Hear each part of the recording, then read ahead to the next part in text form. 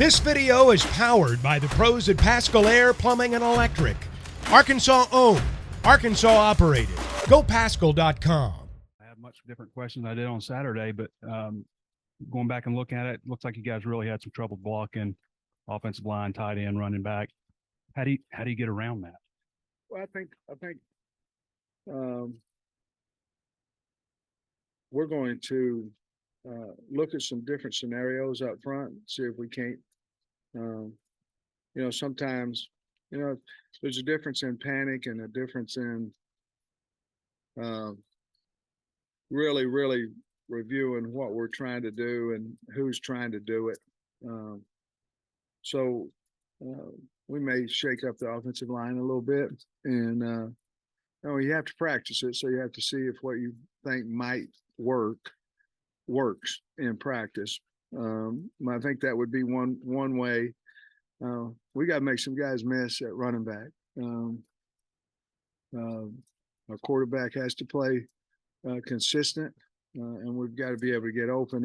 If you look at it, I think offensively, I think a lot of it's been maybe tagged on the offensive line, and there's certainly problems there. But there's a lot of areas that we can get better at, and we're going to open completely up our tight end situation and see who can play in there, because obviously we've been a little bit of musical chairs there as well, with the exception of Luke. But we've got to do a better job coaching. We have to do a better job with the details. That we found a positive in the penalties. We cut that down, which I think hurt us, and with some results of winning and losing. So that was one positive. But we all have to play better, and we have to get some explosive plays. Obviously, we were unfortunate we could have tied the game up. Those plays we need, and I think our team. I'll have a better feel of them this afternoon, but I've talked to a lot of the kids today, and Trey, we lost 3 in a row 2 years ago, and bounced back pretty good, and I think we will again, but I don't know that we can continue to do the same things and say, well, we're just going to get better at them. I think we've got to shuffle some things up to maybe ignite a spark into us a little bit, because I do think we've got good players, and we just got to play better and coach better. Just on those points, I mean, Dominic Johnson's worked a little tight end. I don't know if that's maybe something you mean, but we know Kudus has played some center. Yeah. Lemmer can play guard. Latham can play tackle. Are those some of the things that you're talking about? Exactly. Yeah, exactly. I think you hit most of them. Exactly what we're doing. I think lost in this a little bit. I've been fairly pleased with our defense. 3 turnovers, things of that nature. So, but offensive, I think you hit on some of the moves that we're going to look at. Yeah, Coach, I was wondering with guys like Kudus and Chamblee and Manuel specifically, what are things that maybe could happen for them to kind of speed the game up a little bit, or even slow it down for them? Yeah, that you're right. On the second half of that, it's got to slow down somehow for them. A lot of times that's just playing experience. Obviously, you're going to make a few more mistakes technique-wise as well when you're younger. But I think we have the guys, the 5 best. I don't know that we have them in the correct position. We may, but I think we're going to look at some of that changing to maybe help them, maybe simplify it, maybe put them by an older guy that can, help them, communicate with them, things of that nature. Obviously, in the first 5 games, we thought we had them exactly where fall camp, spring ball combination would be. What happened a little bit with Dev is he didn't practice basically for 3 or 4 weeks. He got behind mentally. And so he's got to catch up. The only way I know how to do that is he's got to rep that. We can't move him. He's behind mentally, so we have to keep him in that spot. To me, but some of the other guys with some veterans around them, I think will help them. But to answer your question, I don't know how you speed that up without practice and playing. It's hard to become a sophomore when you're still a freshman, but I think it's just experience. And they got to do something well. And I think any confidence, then that helps them do something again well. And then I know you were asked about Marquise Gomes after the game, but I'm curious with him specifically, what is it that maybe has been, I guess, causing him to not play as much? I know Luke has been really good, but I feel like, transfer from North Texas, his film was great. What do you want to see more from him? Yeah, his film was good. And he's a good player. The physicality part of it, again, his ability to make plays, he has it. He just has to make them. A lot of his, to be honest with you, a lot of his non-playing was because of Luke, because they were very similar in blocking, but route running as far as where their assets were. So I think you'll see a good player from him. I do. Just one that wasn't able to get on the field quite as much because Luke was ahead of him. Just watching the second half of LSU Ole Miss, it looks like Ole Miss attacked you inside. They attacked the edges on you. What can you speak to maybe what you see out of their offense? Oh man, well, Dart's really good. I mean, really good. Those two running backs are, I think they're as good as anybody has, both of them. I mean, they're good. Judkins is really special. The transfer from SMU 24 is really good. Kickoff returner as well.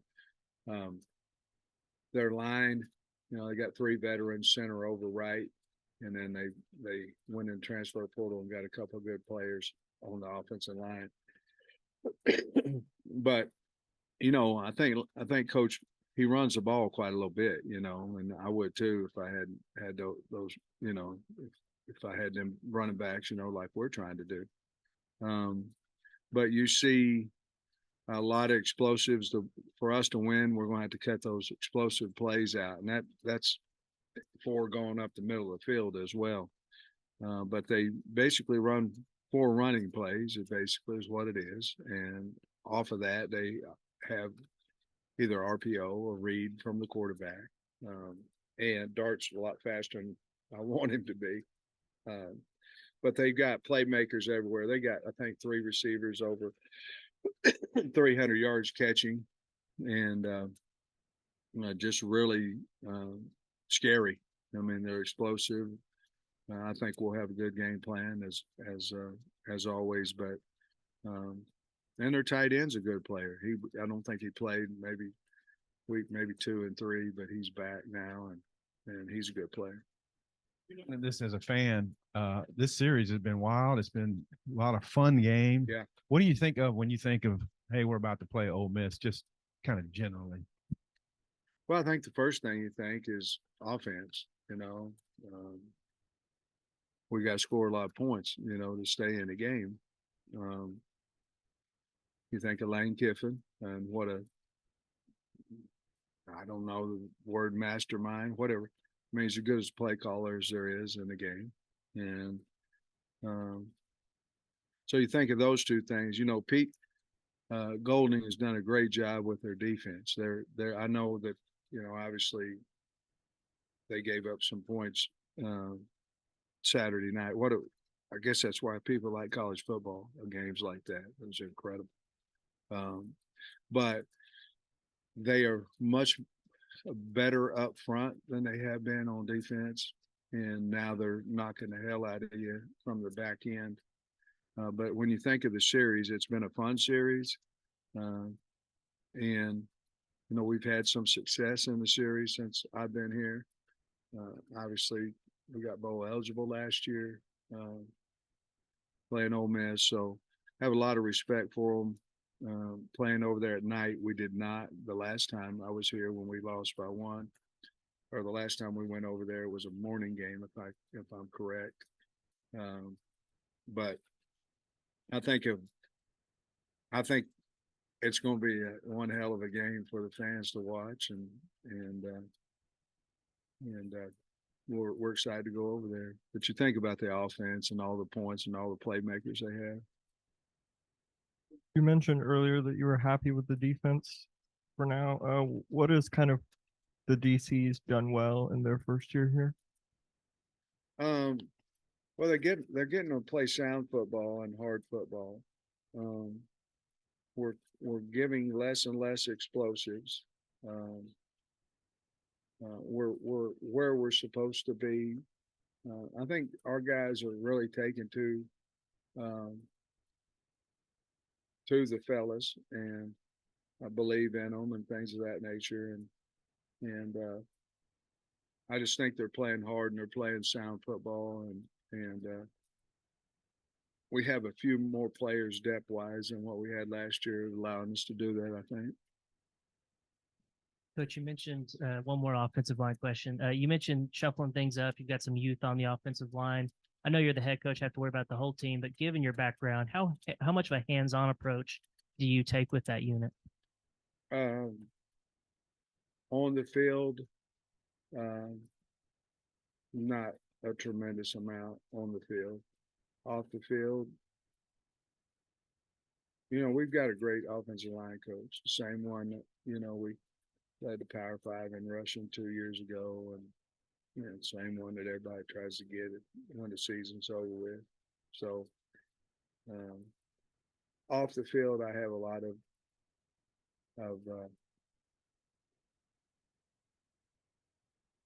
what's the word? Input, and not input. It's not counseling either. It's off the field. I have several questions about what we're doing, how we're doing it, this, that, and other. I wanted to be conscious that I didn't want to overstep anybody's boundary as the offensive line coach, and because we've got a really good one, he'll get it fixed as good as anybody can. So, but to answer your question, not a whole lot on the field. And then with Rocket, how close was he to 100% on Saturday, and how has he maybe bounced back the last couple of days? Yeah, I don't think he was 100%. It'd be hard for me to think, he'd be out for 3 games and then, be able to come in there and just.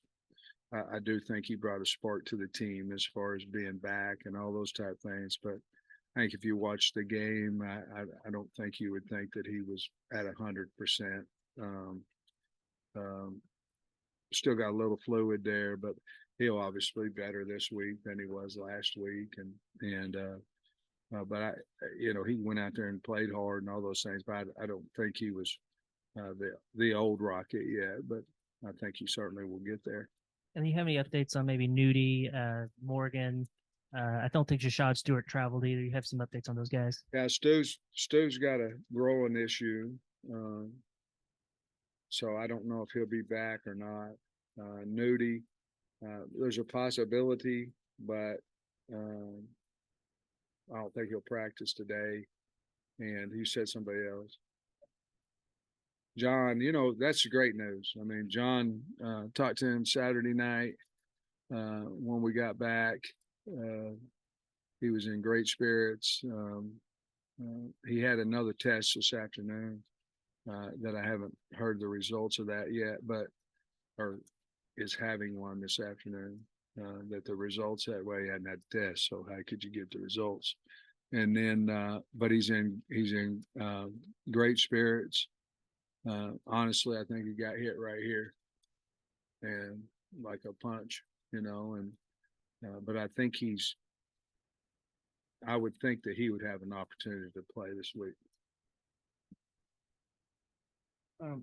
Sam, Dart, obviously everybody thinks about him as a passer, but he ran for 50 yards. I don't know if you saw this play, but he hurled over a guy. And I'm thinking, man, I don't know if my quarterback doing that or not. I don't know what you think about his running. And he did that. And then Isaiah, he's obviously, literally is a hurdler in track. What'd you think of that move he did? Or would you rather not have a guy do that? Maybe put himself in a bad spot to get hit, in the wrong spot? Well, Dart, like I said before, he's fast, Ole Miss, it looked like they're having fun, and he's jumping over people and these. And to answer your question, I've seen every play they've had this year, offense, defense, especially. So I've seen them. That's why I look a little tired, but yeah, he's the thing about him is he's a great passer, but he's just fast and athletic. Isaiah's, and if a woulda, coulda, shoulda, he lands on his feet. He just lands on his feet without the ball. His knee actually knocked the ball out of his hand. If he has the ball in his hand, he may still be running. So um, I really like what he's brought to us. I know he had a little bit of ball issue on Saturday, but we're not going to give up on him. I think he brings a lot to us, and um, I really like his athleticism. He's one of them guys that wants to do that. You know what I mean? And you got to find a guy that really wants to do that, and like Smith, like he does at A&M. So, And then Alabama, Ole Miss only scored 10 against Alabama, and a lot of that has to do with Alabama where they're playing and all that. But it seemed like Kiffin took a lot of heat. And the next week they come back and they just, yeah. 55. And you just mentioned you saw the place. What do you see that was different? Obviously different opponents. What do you see that was maybe different from them, from the Alabama to the LSU game? Well, I think schematically as well. I think schematically there was two different schemes ran, two different coverages, things of that nature. Alabama's front four, their two ends had put quite a little bit of pressure, and they couldn't run the ball quite as well as they did against LSU. LSU, they had success. It's hard to stop somebody if they're having success both in the run and the pass. You got to make them one dimensional, and I think Alabama had an opportunity to do that a little bit more. But here's the bottom line: they missed some plays against Alabama, or that game could have been different too, because they had some guys and they just, things they hit against LSU, they just missed against Alabama. But Alabama, they've been playing that defense for a long time, and they've got big physical guys. And I just think the difference is they weren't able to run the ball quite as well as they did against LSU, and then they didn't quite hold up as well against Alabama's front four as they did against LSU, which allowed which allowed Dart opportunities to make some plays. Coach, on the tight end point, do you foresee on Saturday, do you see Gums getting the majority of reps with the ones? Do you see it sort of being a by committee sort of situation? How do you see that going? Yeah, I think what we're going to do, that's a good question. I think what we're going to do is we're going to play two of them with the first group, two of them with the second group. We're going to let them battle it out and figure out who it is on Saturday. To be perfectly honest with you, I don't think there's any of them that have really excelled over the other guy or anything like that. You have two different types of guys. You have Washington and Gums, and then you have Bax and Francis. They're kind of over here and they're kind of over here. So we're just going to let them battle it out this week and get them all the equal amount of reps and see who we're going to throw out there on first. Obviously, it's impossible to completely replace Luke's production, but you did talk in the offseason about how deep this group is, a couple transfers. What have you seen from the group as a whole that gives you confidence that at least it'll be an asset for KJ moving forward? Yeah, and I think you look at Gums and Tyrus; those guys are Luke has is type-ish. If you go that direction. So one of those two guys, and I believe that they can. I mean, I don't. Obviously, Luke was a first team guy, so we felt like he was the best tight end that we had. But I do think our depth is better than what it was a year ago, and we'll certainly find out, I guess, Saturday. But I feel confident in the group. Sam, you talked in the preseason about KJ being a leader of the team, not just the offense. I'm just curious how you've seen him kind of respond to the adversity the last few weeks. Just how's he interacting with guys behind the scenes? He's been great. KJ's been here before. I remember, I don't think he'll mind me sharing. It was after the LSU game, and I was just talking about we got to stay together. We got to get better. And when I got through, he said, "Coach, we've been here before," and it made me feel good. Like we've lost 2 games in a row before, and we've come back. And he said it in front of the team. So our team, I think, is resilient. I believe they are, and we'll find out as the weeks keep going. But we got a lot of football left, and to be honest with you, we need one. We need to get one, and then that'll help us into something else. But we need to find a win, and obviously we're going to try like hell on Saturday.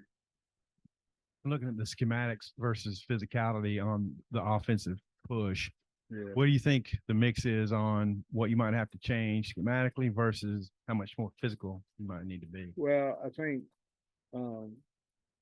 physicality is something that we certainly have to, and we have been addressing. Schematics, I think you can stay with your base run package, but you've got to have something that when you call it, that you think you can get a touchdown, you can get 20, you can get, something off of maybe a similar look that comes off of it. A little bit more LSU-ish, that we tried to do some things there. But I think, obviously we're still running stretch, and we ran it well for 3 years in a row, and sometimes we are, sometimes we're not. I went back and looked at last year's game, and in that game sometimes we did, sometimes we didn't, but when we did, we went 50, we went 30, we went, and for whatever reason, and whether we're not straining hard enough, not getting on second level, whatever, we're not having those plays. AJ did, I think, against BYU, and other than that, we're not doing it. So it's got to either be the strain, the physicality, or the position that the kids are playing. So we're going to move it around a little bit.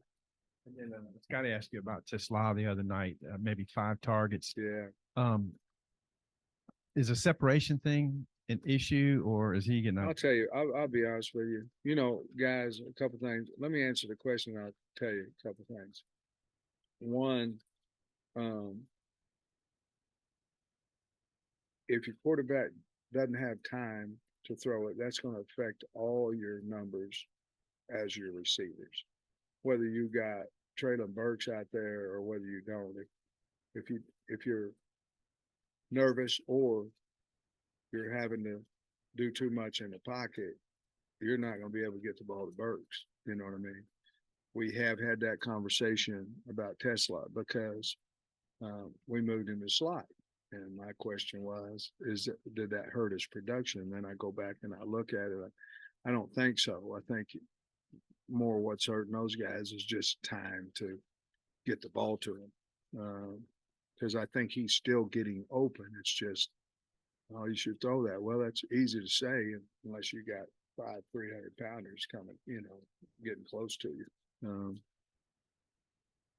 And the other thing I was going to say too is, when we go in after a game and we don't be nervous.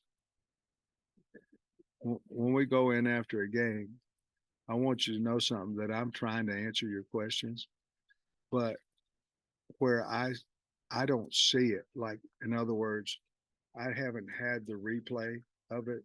I see it one time and I'm on the field, so I'm looking way over. Sometimes I don't see it.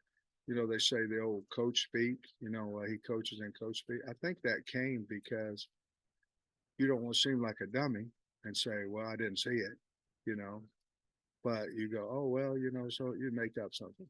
You know what I mean? And so sometimes when we come in after a game, it's hard to answer all the questions because some of it I just don't know. And maybe I just say, I don't know.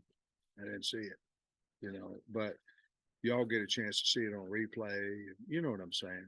And I don't know why I said that, but I did. Sam, on the two long punt returns by A&M, Yeah. Fletcher punted it 60+ yards. Was that more?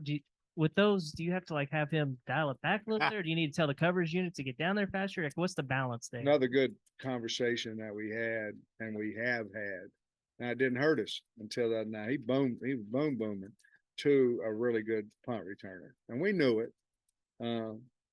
First of all, we thought that we could win at the Gunners and be close. Now, not 5 yards, not 2 yards close. We knew we was going to have a 10-yard cushion, but we did feel comfortable that we could get him on the ground. I think there's twofold. You tell Max to kick it out of bounds, or you tell him to take something off. We've all seen taking something off don't work. That's not his deal.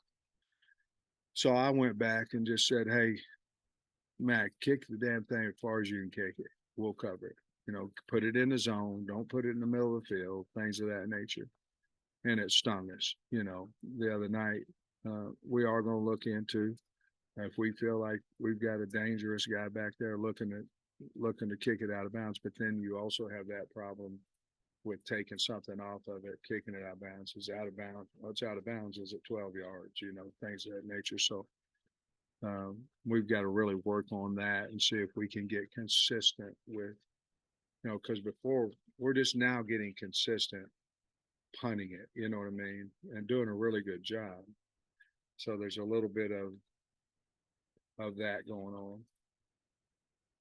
I know Saturday was obviously no time to celebrate, but KJ did set 2 career records. Is that just wondering your thoughts on that? And is that something maybe today you acknowledge that in front of the team, or do you just move on like, hey, that was a crappy game, or how do you approach that?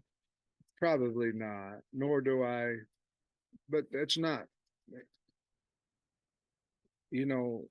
things have changed a little bit about social media because all the kids know it. If they're on any type of, they already know it. You know what I mean? And that was Saturday, and now it's Monday, and I'm really weird about awards and all that kind of stuff, records, all that. Obviously, if I would have, if we'd have won or something like that, or you know what I mean, in the locker room or something, that would have been a really special moment. But I had forgot all about it, to be honest with you. But it's really a great. You got to stay healthy for a long period of time, and you got to be a good player to set any type of record. And I'm real happy for him. And I hope he puts it so far out there that the next guy's got a long way to go to catch it. But I'm really happy for him. Coach, you've mentioned explosive plays a couple times, both in Ole Miss's ability to make them and your defense's growing ability to stop them. Are you confident with where your defense is at to be able to limit those big plays coming up on Saturday? Yes, I am, against a really good offensive team. And that may be limited to 5, it might be limited to 3. It may be, they're going to get some. I mean, you know it, I know it, everybody knows it. You know what I mean? But it can't be 10. It can't be 12. It can't be, can't let them get behind us, LSU obviously did, and if yes, to answer your question, I'm confident in our defense, and I think they're making huge strides as the season goes on. Maybe Lane has revolutionized blending coaching with social media awareness. What do your take on that? He's great at it. I look at Coach Kiffin in that as he just doesn't care. I don't know. I can't speak for the man.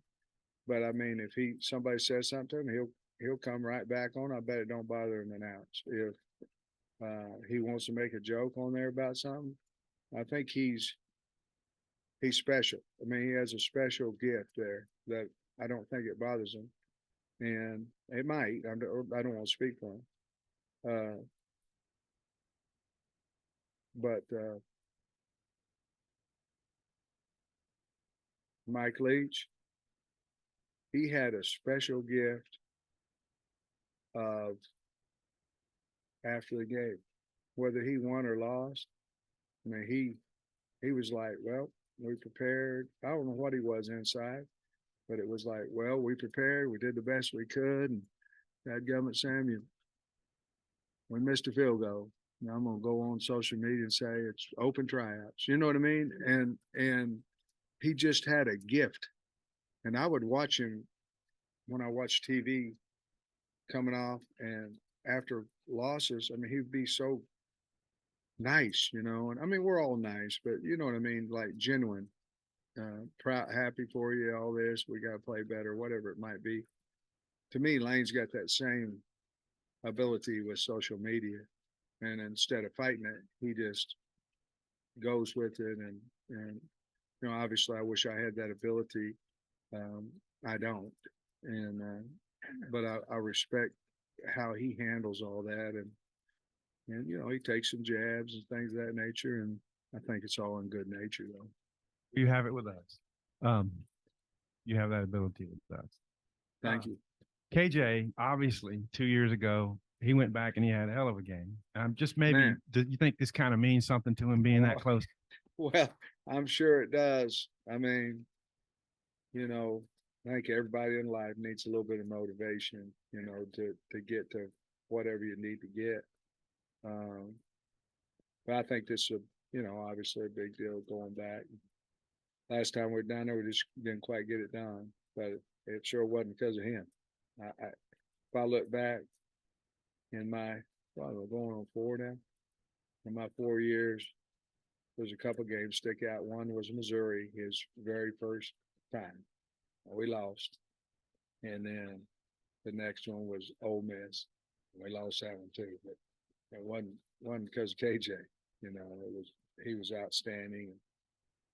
And we'll get rolling. I believe in this team, and I believe in our coaching staff, and I'm really excited to get over to Ole Miss, see what happens Saturday night. BetOnline is your #1 source for all your betting needs. Get the latest odds, lines, and matchup reports for baseball, boxing, golf, and more. BetOnline continues to be the fastest and easiest way to place your wagers, including live betting and your favorite casino and card games available to play right from your phone. Head to the website or use your mobile device to sign up today and get in on the action. Remember to use our promo code BELIEVE, that's BLEAV, for your 50% welcome bonus on your first deposit. Bet online, where the game starts.